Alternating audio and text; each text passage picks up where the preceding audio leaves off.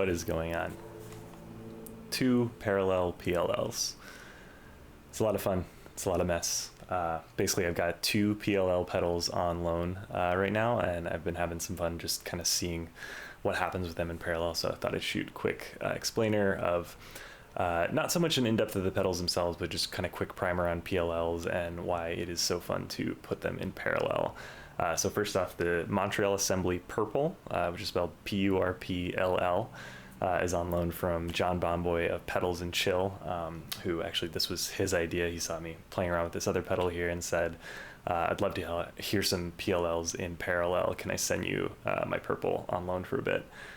So thanks to him for that. And then I've got the Glou-Glou effects Mutard Extra Forte on loan from Old Blood Noise right now.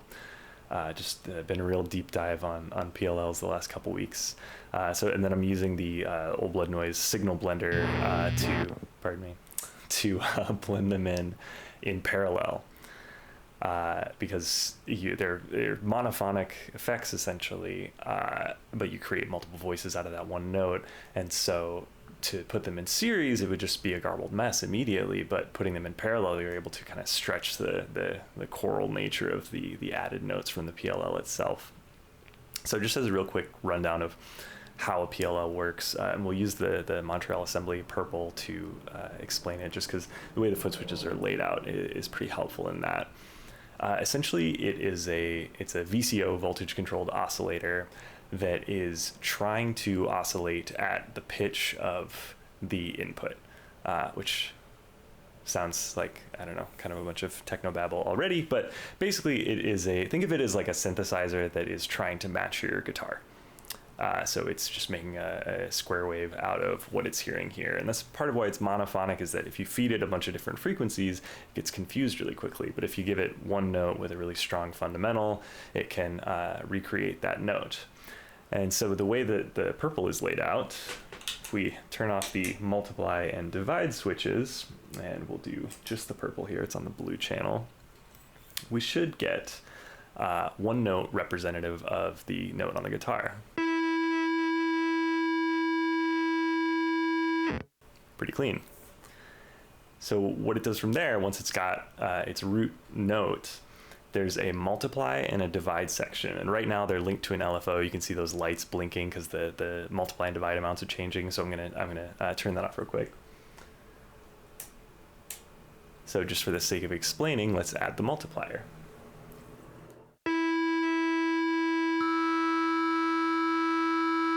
Hear how there's now a second note much higher. So basically what's happening is there is a second oscillator in there, and it is taking that first frequency and multiplying it by a given amount. So you can set that with this knob here. Let's hear it kind of turning from bottom to top. You'll hear that the pitch just goes up every time the multiplier goes up.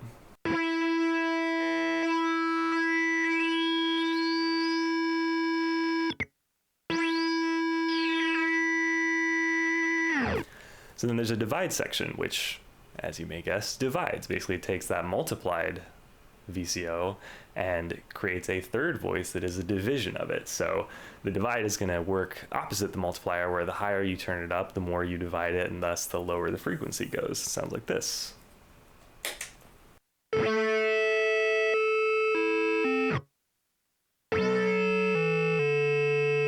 And you'll hear how sometimes the note dies out.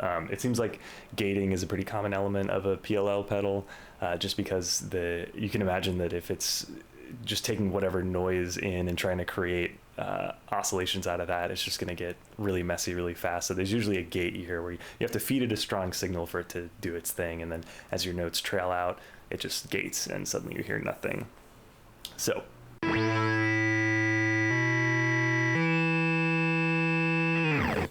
three notes from the one original note. So that's the basics of a PLL. It's essentially taking a strong fundamental frequency and using simple mathematical operations, creating multiple oscillations out of that to create a chordal tone out of one note. So we'll take that and then move over to the Mutard, which does a similar thing, but it's less clear in terms of like, here's your first one, here's your multiplier, here's your divider. It is 4 voices, and essentially you have your your main voice that's established in the same way as on the Purpll. Then you have a third or fifth switch that will create either third or fifth of that. Then a voicings knob, which sets the voicing of 2 additional oscillators. There's a whole table in the manual where you can go through voices 1 through 6, and there's multiple different voices for the 2 added oscillators there. And then this transpose knob can actually transpose by octaves or fifths or by varying amounts all of the oscillators except the first one, if I understand it correctly. So the first one remains unison with your note, but then the other 3 will shift according to this. So that's all well and good. I have not internalized really any of that info. Really, I just turn the knobs until I have a fun sound. So let's do that real quick. And similar to the Purpll, there's an LFO here too. It acts very differently, but regardless, we're going to get it to deactivate before we hear this.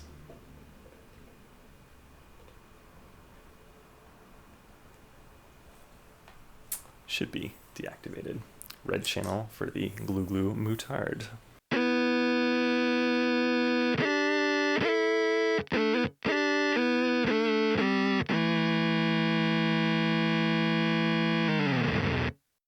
So it's interesting to hear that they both do the same basic thing, but their voicings are a little bit different, and the way they track, and just the this one has 4 voices, that one has 3, but they each kind of occupy their own space. Let's see, just for fun, what has happened. Actually, let's click through some voicings real quick.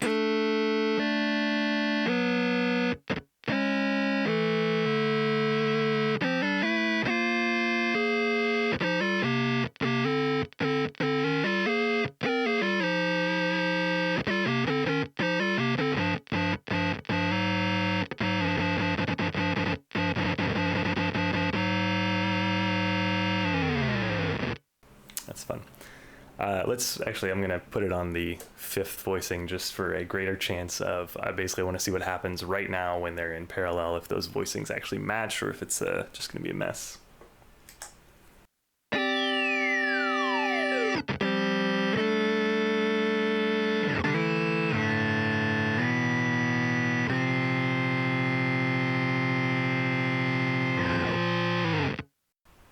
Wow, I love the sound of that. That's what's surprising. When I first plugged these in parallel, I thought it's just going to be such a mess that you really have to rein in to find any good sounds. But it's amazing how often it just creates this kind of beautiful cacophony that is surprisingly pretty, despite how kind of harsh it is at the same time.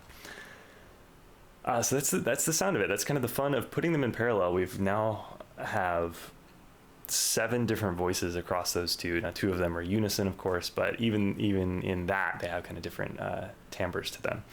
So 7 different voices created from just the one note.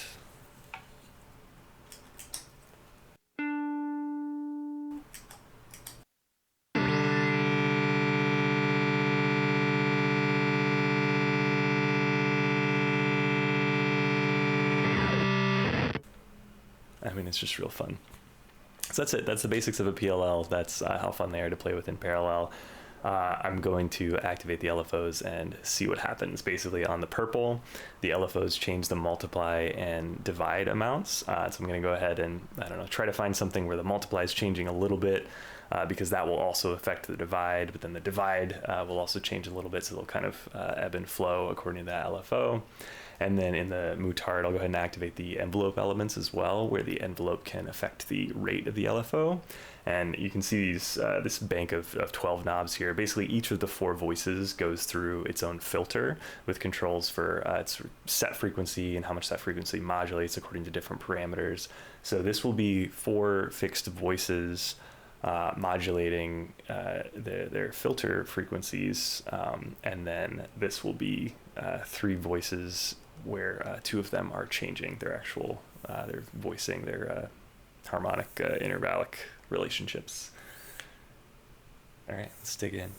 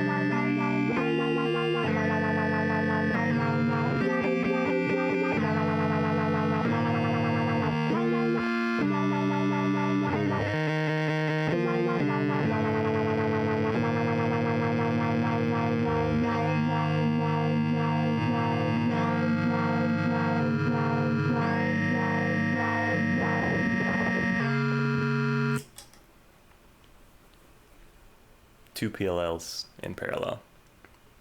Thanks for listening to me talk and make some noises. Enjoy the rest of your day.